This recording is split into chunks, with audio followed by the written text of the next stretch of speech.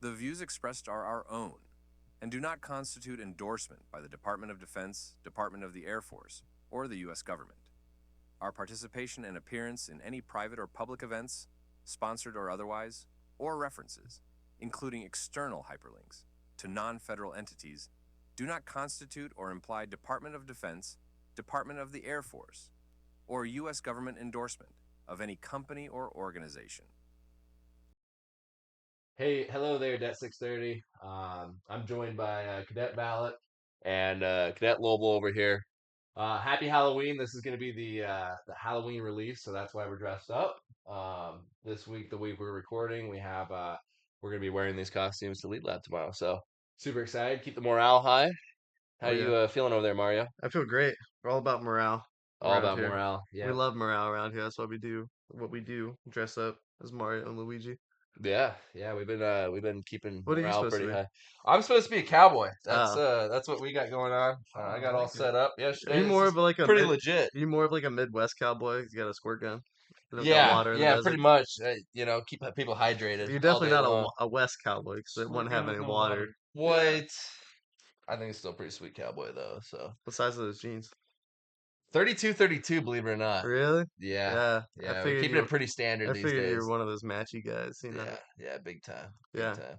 And you guys are dressed up as the bros, the Mario Mario got Yeah. ready. Bros, Yeah. I because think you guys are the detachment bros. I think it works. I Okay. think it complements. I was thrown into this position by Cadet Roberts. I just went ahead and I think Cadet Roberts is supposed to be Bowser. And Roberts, if you Really? don't see this, we're still gonna shame you for not being Bowser and for being Toad. He's gonna be Yeah, Toad? he looks like a weird. He looks like a weird toad because his hat folds in. He's like a chef toad. Mhm. It's bad. Yeah. Well, I kind of want to bring it back to morale, because we're talking about morale right now, but I also want to kind of say, um, how have we been able to uh, keep morale high this year? I know you've done some things with FTX, Loibl. Yeah, FTX was definitely a perpetuator of morale. I feel I feel as though it can't take one event to push morale. Like it has to be a labor of love, something Mhm. you have to keep working at and keep pushing. Because one person could have morale, but that doesn't mean everyone's gonna have morale. It takes that Mhm. one person creating those relationships and making those ties, and that's why we're pushing that GMC POC bonding so that we could actually have like real morale, like that runs deep into the debt. And Yeah, Colonel Overs, he's a character too, so he lets things fly off the hip, and that helps. I think Cadre is definitely another big perpetuator of it.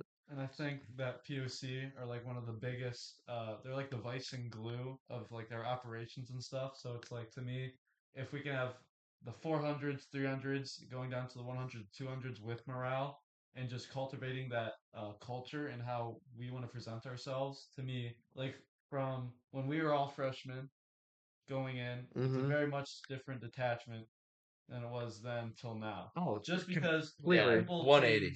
the simple change of the POC. I'm not saying that means anyone was bad, but the culture is just different on like the interaction between GMC and POC. And I feel like now, um, obviously, Lucas, you saw this with us in freshman year, like very much like innovated that idea of Yeah. getting uncomfortable Yep. with the POC, and then they started becoming more friendly, and then finally when 400s now came up to be were 300s, they kind of started, be like, okay, 200s aren't so bad. And then that bled over to them being uh 400s. It's like, all right, Yep. now our class is that very component of morale. And I feel like the 100s and 200s now can see us more as friends and mentors and coaches than as the strict POC who are making you follow curriculum, Right. right? And that was another big thing too, is walking on that razor thin margin of like you're pushing the boundary. You're able to joke around and be playful with POC, but and the same thing with Cadre, but you just have to walk a very, very tight, like it's a tightrope Hmm. essentially. Yeah, And you have to know when to turn it on, turn it off. You have to know when to be like, okay, yeah, yeah, no, I gotta snap to it. yeah, be professional and depending on the environment, Yeah, because we're not gonna be goofing off right in the middle of Lead Lab whatsoever, right. And so things like that. it doesn't even take like you saying something sometimes. Sometimes it's just a look you can shoot them, or just Hmm. in that where you can stay on that razor thin margin. And then once you build your reputation as a solid cadet, then your margin becomes wider, and that keeps pushing out. So like the more events you do, the more things you do that are considered to be something that an outstanding cadet would do, then your margin just gets thicker and thicker. And then you get tasked with more important things, and it gives you more wiggle room to have like that more personal conversations with people. Okay. Yeah, I feel like humor. Like, obviously, we have a lot of either crude or good humor or stupid humor, but to us, that's like, I feel like it's the lifeblood of the detachment or military culture in general. I feel like it's important to have humor and to be able to look at things and be able to laugh about it. Because even in like super hard times or sucky times, like I know obviously us coming up as GMC in those underclassmen days, like it wasn't fun. Like, going to FTP, No. like it sucked, but it was like FTP is hard. it is hard. Yeah, I It is mean, hard. Soderstrom loved it so much. Did it twice. Two times. Two time, two timer. But then again, we're able to laugh about that like we are now, we're able to get to that through humor. So I think the debt is going through the right way of keeping it professional, but be able to, laugh at it. And you That's got to all. be able, like I said, everything in life is a balance, you Mm, know? And so making sure that, yeah, you can have the humor, and yes, you can be playful, but you got to have the baseline respect. You can't go through just having no respect for someone, but yet still being playful, or it's going to go off the rails. mm-hmm, And that's just Mhm. fact. mm, So keeping that respect, like I respect everyone in this room, you know what I mean? So I can be playful with all of you guys, but I know how to step it back, like have to be able to read it. And sometimes we fail at that. We fail miserably at it yeah. sometimes, like where we can't read a situation because for something above us, we're blinded by a fact. And we just go through and we'll say something stupid off the hip, and then boom, we're on the hot seat. But then you got to be able to navigate a hot seat too. Yeah. It's a big balancing act. Really important though. Really important. I feel like moving into active duty as well. Um, Absolutely. and you mentioned like how that razor thin margin with cadre. I feel like because we've had like, Major McClellan, Major Fisher, and now Major Moon as our instructors. And it's like we've kind of dialed the line between all of them, but none of them have ever said anything necessarily bad about it. But just because like they know when we perform high, I think it's because of that morale and that taking that risk of like, oh man, they're willing to play this card in front of me. Yeah, Like that just shows like kind of more of initiative than anything, and obviously spreading that to your peers and whatnot, right? yeah, like playing that card, like the whole 2011 caddy thing, with Major Fisher. Major Fisher, if you're watching it, and we know that you are, Put the 2011 caddy. no, Put sir. the, Gotta yep, pay off by 2036. yep. 273 months, $500 a month. You're perfect. 2011 caddy, 170,000 miles. We're fine. You know what I mean? Hasn't had an oil change since '06. Yeah, set in the heat of our fall of 200 year, and uh, that just went many miles with Major Fisher. So So I want to switch gears a little bit too. One of the questions I have for you guys is, what is one of the biggest switches or adjustments you've had going from GMC to POC? Have you now navigated the POC as you're in this fall semester? So Luigi, take a first. yeah. yeah, so I was initially scared coming in to be a POC in the fall because you think when you go to field training, it teaches you everything about everything. It really doesn't. Obviously, you get like evaluated on your performance and you get those certain competencies and stuff as a leader, but nothing's going to really humble you than being slapped on a POC rank and then being put in a POC level job, and then it's being like, oh man, now my peers are looking at me, cadre's looking at me, and most importantly, the GMC are looking at me, especially the dynamic of when we were 200s with the 100s, now they're 200s, and kind of being those older examples to them now. It's kind of hard because when I first came in, I had Cadet Clem above me, and I was just asking questions. I wasn't really taking too much initiative because I was scared of messing up. But to me, messing up is where I learned the most, especially now as a POC. So it's like leading by example, being that example character. So like, we talked a lot about goofing off and maybe bordering those lines of professionalism, but just knowing that like eyes are on you always. And to me, is if you act that example, people are going to follow it, and just making those good decisions and being effective in them. And just know if it's if I'm doing a job or a task, I'm going to do it with a certain standard. Or if I'm talking to someone, I'm going to do it to a certain standard. So for me, it's just being that person you didn't have as a GMC and then setting more expectations so those below you can do the same. Yeah. Yeah, the last part you said about being the person you didn't have when you were a GMC, Mm. that was huge. That was one of my biggest contributors to how I wanted to be as a POC Mm-hmm. because we always talked about all the time, we're like, well, why is so and so treating us like that? You know what I mean? Like we don't deserve that. What is this POC power trip, Mm. and what does that even mean? So when we came in, we said we just wanted to be based POC. We didn't want to be the guys that like shoved rank down someone else's throat. Like, who cares if we're POC? Like, obviously there needs to be a respect factor, but that's not going to be the identity. You know what I mean? Right. Because there's got to be something you're pushing behind that.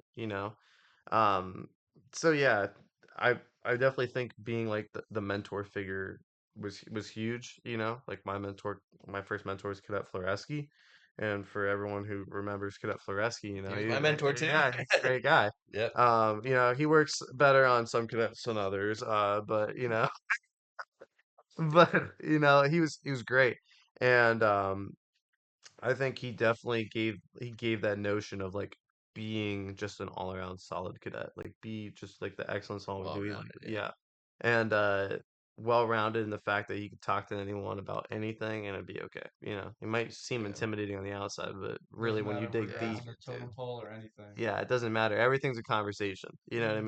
mean? If you can sit down and have a conversation with anyone, you're in good shape. Yeah, You know? I think so. So, I mean, even for me, like one thing I can say about this going from GMC to POC, I remember it hit me my fall semester where I thought I was under the impressions of GMC that they would just have everything laid out for you. There's a standard operating procedure, and it was just kind of plug and play.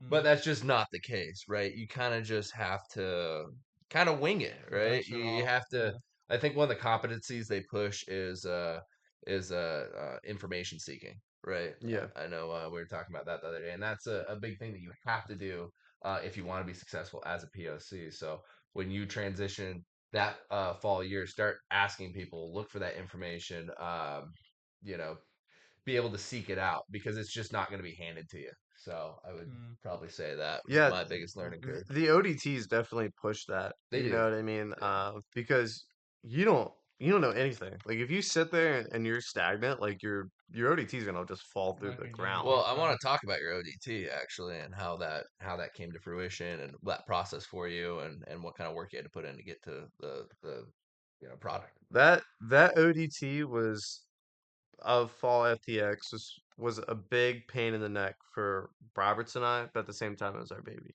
You know Hmm. what I mean? Like it was like a toddler. Like you're like, well, why do I have this monster? But at the same time, you love it to death and you never get rid of it.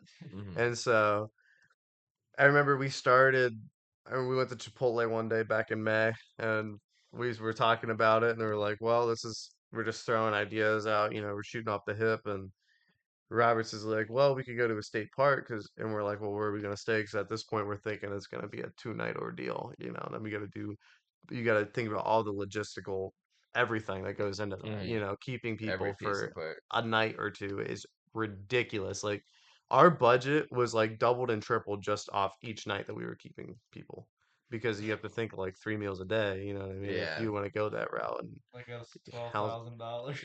yeah, so we highballed a little bit, and we went with Rounded up by yeah, $1,100. we threw the number 12,000 up.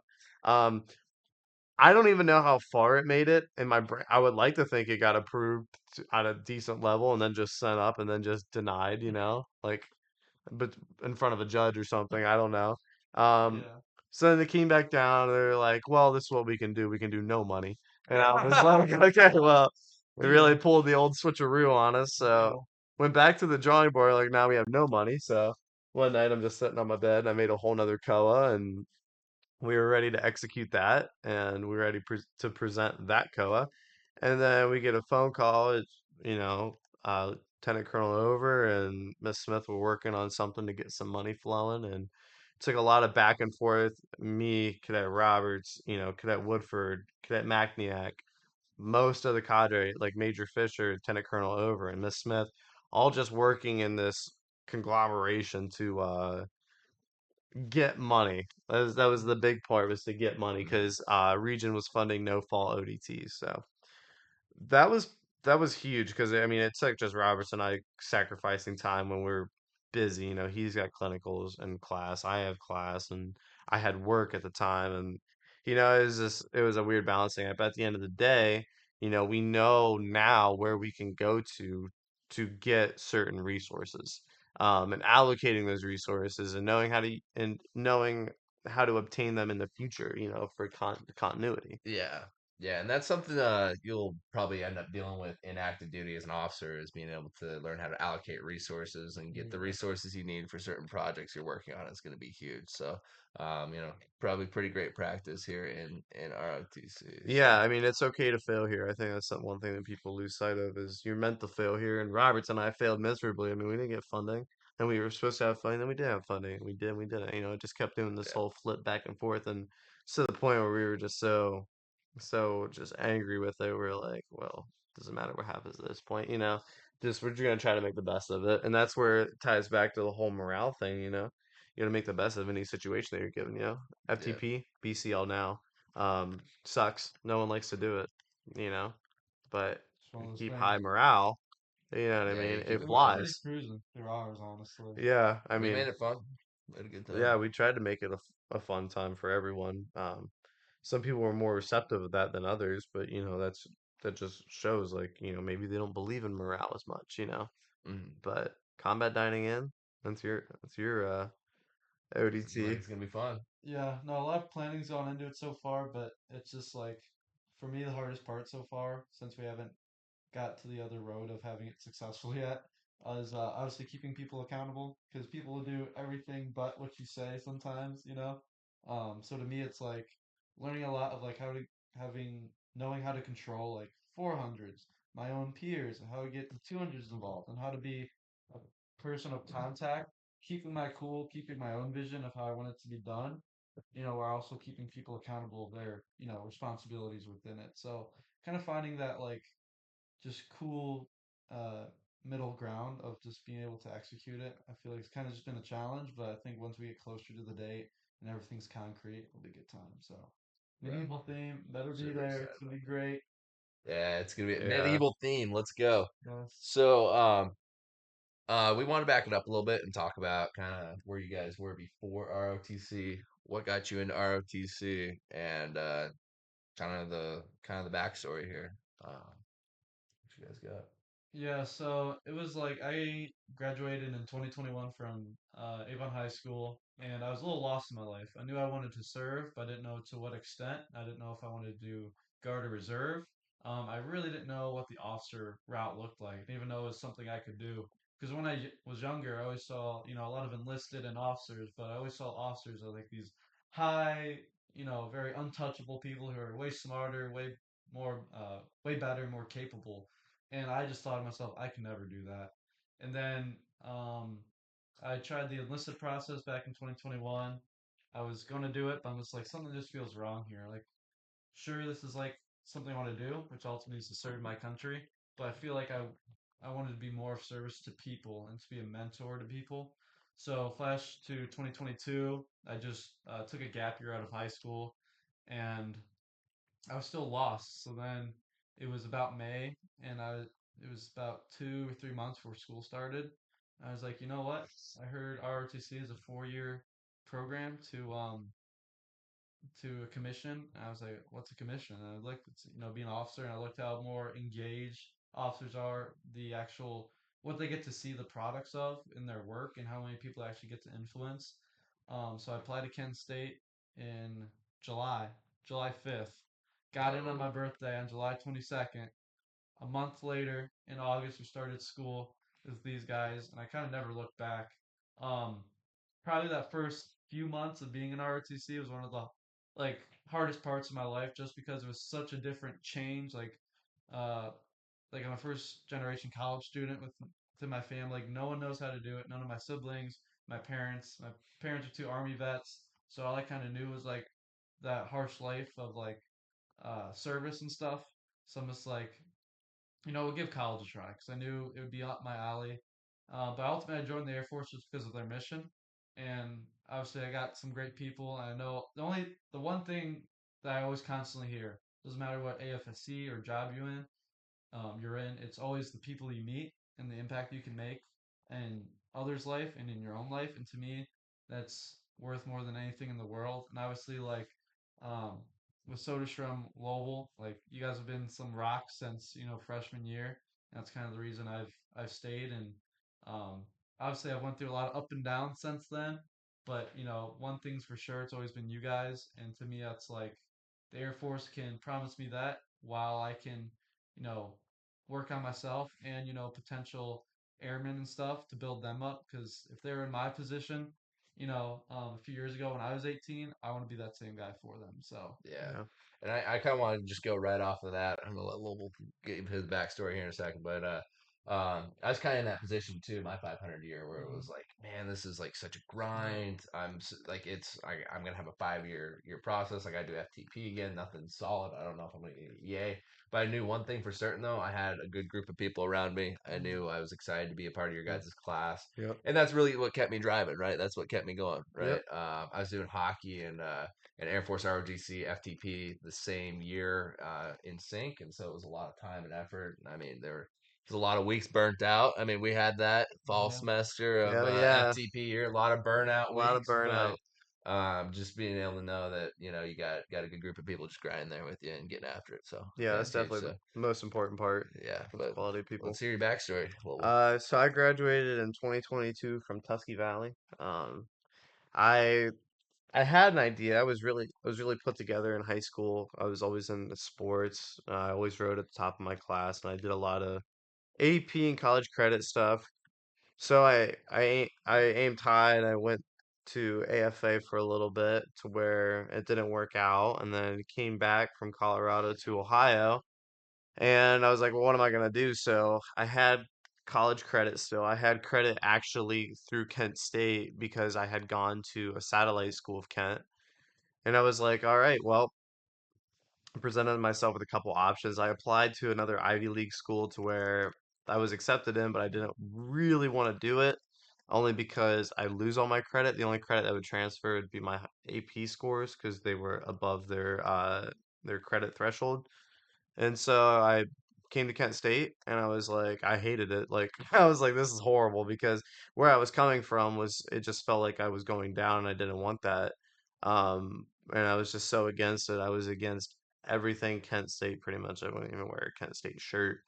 Um, but once I got into the program, my freshman year, first year on this campus, it really began to make a difference.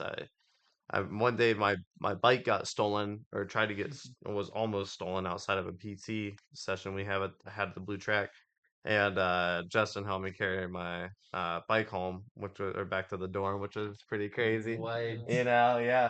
That's I wild. and like Air Force has always been on my radar since the sixth grade. I remember telling people I wanted to be a tech P in the sixth grade, and obviously I don't want to do that now, but the dream was still there, and that was I didn't even know what the difference between enlisted and commissioned was at the time. I just knew where I wanted to land. Um, so it's always been on my radar, through the ups downs. I told when I sat on the board for my congressional nomination, I told well, this was Sherrod Brown's board. I told him, I said, doesn't matter, what happens. I said, I'm going to serve regardless. Like if I can't commission through AFA or ROTC, I'm going to enlist, try to push through OTS, and if that doesn't work, I'd stay enlisted. So no Hmm. matter what, I'd end up in this position or like in a position similar. It was just a matter of gauging where precisely I'd fall. Yeah. So yeah, but getting here though, met some great people. Um, I I love it. I can't imagine doing anything else. Not even a sport. Playing a sport in college would equate to how much fun like Oh this man, we is. have a great time. I It's a will great say. I time. mean, it is kind of like playing a sport here. I mean, that's one thing I push too. If people are coming into college, it's like you got to find something, whether Oh it's a yeah, sport, whether it's a club. You need to get involved Yeah. because the college, like just going to class, going home, commuting, horrible. it's rough. I even feel disconnected right now just commuting to Kent. Almost every day, but. Um, I would always push that as well. So I think Air Force, if you're ever a freshman looking to get into something, get involved, I Yeah. would seriously consider And the Air Force guaranteed ROTC. a job. I mean, like people who go Greek, um, yeah, you're guaranteed a good letter of Hmm. endorsement, maybe from your chapter, but you aren't quite guaranteed a job. You know what I mean? Like Yeah. Yeah. this in of itself could be considered, like a high, a fraternity or sorority held to a way higher honor. You know Yeah. what I mean? And you're guaranteed a career out of it. Yeah, that's the cool part. I mean, even the guaranteed career is awesome. Yeah. Especially being here, like, what was this junior year? Like, oh, I don't have to worry about that job search after, Yeah. You just and you're getting something. You know. yeah, and It's a pretty almost solid like career. in especially ROTC, the when you start out as a freshman, that's probably your hardest year, and that's kind of I feel like it's downhill because as the program gives you so much tools to build yourself up to be better. So then when you actually get to that, those difficult times like being a 300, 400, it's pretty easy. So I feel like the hardest year is freshman, and then as you go up, Yeah. you actually go down. I And like like I like to I would agree with that. It's definitely like an inverse gradient because there's compared to like a traditional college student who's like right. senior year and don't have a job yet, oh my god. Yeah, and Yeah. because like when you start out freshman year, there's so many unknowns. Like you don't know what's ahead of you. You don't know if Hmm. this is the biggest waste of time or the best thing you ever did. Yeah. And Valak and I have had several conversations, and you and I have had several conversations about like is this during that time of being a GMC, is this the right thing? Am I on the right path? Like how am I going to do this? How am I going to do that? And doors open. Hmm. Doors kept opening left and right for all of us, Yeah. and we kept taking every opportunity, and it arguably has paid off because we're here now as POC, which is weird, It is but we really are weird. here, The only and thing. we got one more year left. You know, Yeah. everything goes correct. We got one more year. Yeah. It's a Forever good feeling. GMC though. And I know Yeah. you guys are saying that inverse effect of like how hard things are. I think one thing I've noticed too, I know you, I mean, before I've gotten in ROTC, you hear people constantly say, oh, wow, like I haven't just grown in ROTC, I've grown as a person outside of Oh yeah. Oh ROTC. yeah, I know big I've, time. I've got into classes. Let's just say, for example, I'm in this management class right now, right? And we have a group project, and you guys know how group projects go. One person's doing the work all the time. Hmm. But as like that, and like it's not like I try and push myself into the leadership position, but next thing you know, I'm on the call, like delegating tasks, setting up meetings, Yep. recapping meetings, like creating action plans. And it's like it's a skill. Leadership is a You're skill, like, oh my right? god, It I'm is. just like There's natural born leaders, I guess, but I mean, there's so many other things. Like I mean, I guess there's attributes that you could go into leadership with, like maybe a loud voice or maybe a little bit more I confidence, mean but you could ROTC build. just throws you into like the deep end with the Oh Yeah, shit. it You're like does. man, not And afraid to that's the only way to learn yeah, sometimes. You know honestly. what I mean? You Not getting can't, coddled. you know what I mean? Like you have to be able to fail. That's what we say. Like failure is so welcomed here. Like failure is necessary to succeed here. If you never failed, then you never grew and there was no improvements. You stayed stagnant. You have a yeah, fixed growth mindset. That's horrible. You Yeah. know, and like even outside of ROTC and work, any sort of extracurricular volunteering, always find myself in those leadership roles, and it's yeah. like I was it's about to say, just and it's like I don't even want to be in them it's half the time. yeah, I'm just like, all you right, know, like well, we're here. in class, It's got to happen. any group project now, I'm like, oh, I'm taking a back seat on Yeah, this. I've done so much with everything else, like I'm taking a back seat, and next thing I know, I'm neck yeah, deep yeah. in Now this you're thing. like, all right, we're running, And we're to me taking point here. Yeah, and to me it's like a lifestyle. Like if, look at any cadre, like you can tell they're an Air Force officer outside, of the uniform. oh yeah, It's just like it just prepares you so well for that this quality of life and just being a big go getter and investing in yourself that it's like I want that. yeah, Like to me that's awesome. So like you said, Soder, just being able to have those skills compared to a typical college student, Oh that yeah, is that is huge. unrivaled. Even And parents are like, "Whoa, yeah, what happened to my baby?" yeah. What's going yeah, on? yeah. Who is my Who baby is this now? coming Yeah, back from field training? Is yeah. like whole other person. It's definitely capstoned everything in I GMC. think field training, if anything, was more so like an eye opener. I don't think it was. I don't think a It was majority of the. exposure. I think I always relate it back to Yeah, exposure. Like yeah, now you're in that mindset, yeah. right? It wasn't so much like, oh my God, this is all the training like you've About got bringing came No. from field training. It was more so like okay, now I'm aware. You know. Now it's like I remember just being on base, for example, like seeing planes fly over. I'm like, this is what it's all about. This is the lifestyle. This is This like is your what we're looking future. forward to. Yeah, I Yeah, was upside down in Tucano for my incentive flight, and that's I'm so like, sweet. this is crazy. I'd never want to fly. You know. Yeah. Uh, so no, I get it. Give me It's that paper bag. yeah. No, I needed paper pants for up there. Yeah, I was prairie dogged on me. It almost came out. I think once we went upside down, I was okay again. This is negative G's, I guess. Negative G's will get you every time. Yeah, Yeah, but I Still mean, trading kid for tent. yeah, I did. Kept it clenched. How about that? but that's what I've seen too, especially like we're talking about that growth thing as well. But getting thrown into those positions, and I've seen our freshmen this year. We're putting them in those spots. I've seen them like just absolutely execute, right, and do a great job.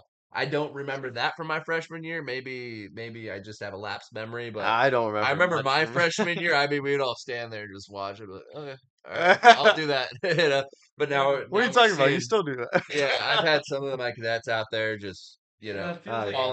calling cadences and marches and doing a great job. I So feel like it goes back to like the lucky few like 100s who were able to detach to those really good 300 400s, and then the left were kind of left for dead. Yeah, Like, some more than others. yeah. No, it was Like definitely if like an adoption program. It's like if you got picked up out the gate, you might be yeah, okay. shout out Lieutenant Straight, Lieutenant Romig, Yeah, Lieutenant Spear, yeah, Lieutenant Foreski. Lieutenant Froeski. yeah, Yeah, there's some goats that we definitely attach to. Lieutenant Spear especially. Lieutenant I think yeah. Spear. I Lieutenant think Spear. Lieutenant Spear is Being probably on that soccer court, sir, was the best thing I've ever had the privilege of seeing. Lieutenant Spear, if you're watching, and we know that you are, we love you. It's definitely a Yeah, mover and shaker. Yeah, put it together. Yeah. Yeah. No, he is great. I remember I was part of a recruiting flight. Freshman Remember year, yeah. every flight was With like, academics. yeah, your academics flight. Satara and Yeah, Pedley, I think. yeah, it was She. horrible. It was a horrible division of the detachment, but it was whatever. And recruiting flight was we didn't do much. I mean, I think we had one event that I couldn't attend. Yeah. So I was just one of those dirtbag AS 100s, I guess. Never went to always. anything. Um, and I just remember chatting with Lieutenant Spear, then Cadet Spear, and it was great. That was some of the best Yeah, conversations I had. Studley leader. Yeah, I remember I had to sit down with Floreski one time, spring of my freshman year. I was like, I don't know if I want to continue. I don't know if I ever let this out of the I remember bag. that. Yeah, Yeah, spring of freshman yeah. year is kind of a Dude, rough I one for was you. January, man. That was a Remember rough that? You and one. I had a talk, like, and Yeah, I was like, hey man, just keep pushing through. yeah. I'm I like, was I'm like, 500ing it right now. Like, I was, we're Especially gonna the do it. darker. dude. Yeah, I was like, man, I don't even know. Like that was horrible. I don't know if it's because it gets dark so early, and like I couldn't tell you what it was, but I remember Floreski was like, dude, shut up. Like Yeah. he's like, yeah. We've all had snap those out of it. moments though, where Yeah, it's I mean, like where you make a decision on that. a moment of weakness, but Yeah, we And to pushed me, through. I know like I think that's when we bonded the most through those dark times. Like we just forged through the fire. And I think we just dug really, really deep, like within our own class and within ourselves to really like kind of change the dynamic of how freshmen should be. Because I feel Yeah, like as freshmen, we're very different when it came to just a regular freshman. Like being that go getter, being that guy that can go against the grain, that can say this, that kind of self confidence, not afraid to fail. And to me, that all paid off in our spring semester of freshman year. yeah. Um, Going against the grain was the big thing. I think that's the and number people don't one. realize that. It's the So, number one way to be a powerhouse is you mm-hmm, go against the grain, but you do it in a way that's respectable. You mm-hmm, know what I mean? You do it in a way that you're confident in what you know. You know, if you're like, well, maybe, like a lot of things I see cadets do now is they'll say something assertive, but have nothing else to back it up. yeah. And it's like, well, then what's the whole point of even ass- asserting anything? You know what I mean? an example would be like, "Sir, I know you do not salute with your left hand." uh, allegedly, not allegedly, allegedly, you don't do that. All right. Um, So I want to switch it in. I know we only got a little bit more time left, but I want to switch into looking forward. What are you guys most excited about? Whether it's the next semester, maybe AFSC's coming out, putting in for AFSC's, maybe going active duty. What are we most excited about? I'm actually most excited for ODT opportunities. I Cadet Fair got to go to Air Force Academy this past summer to the prep school, which was really cool. Like that'd be fun. Cadet Shooty got to go Go earn his skydiving. earn his wings, Jump. his jump wings. That's crazy. Um, so I'm looking forward to Cadet that. Borisma, he went out field training. He did go, yeah. Cadet Colonel Borisma was the first person I saw at field training, or one of the first people One I of the saw. first, yeah. Stood at I stood at the butchered that gate greeting. I definitely butchered that in the greeting. Soderstrom way. That's Every what. time. And so I'm that's what I'm excited for. I'm excited to step outside of just the detachment again. Hmm. Because going to field training was fun. I had a great time at field training, and coming back it was reborn again. You know what I mean? Hmm. Because it was You get cleansed of your sins. yeah. I literally felt like I was just at a like a I was in church for like 21 days. I felt cleansed again or something, or I was at confession for 21 days. But yeah, that's what I'm looking forward to because then it's like, okay, well, that's only going to give me more tools to bring back to the test. And like, what can I keep bringing back, and what can I keep offering, as a mentor, as a leader, that's a big thing. Um, whether, that's fostering inclusion or just overall professionalism, just what can we bring back, or even morale. Morale, yeah. I knew I learned Check that box. parts of my flight chant came from field training, so Awesome. yeah, it was fun stuff. For me, it would just be like, yeah, being a go-getter. Just especially like next semester is like I feel we're gonna have all of our POC attributes there. So really, just taking that time to get with the 100s, get with the 200s more, and just give them all that I've experienced so far, and sharing my experiences, and telling them like, you know what, like it's okay. Like this is gonna happen. You're gonna fail doing this, but just being more raw and real and like passionate with people. I feels like because for me, like one of my mentors was Lieutenant Romig. Romig did not care that I was 100. He was straight up with me, and he was like honest with me. He's like, yeah, I don't think you're doing good here, but I think you're doing good here.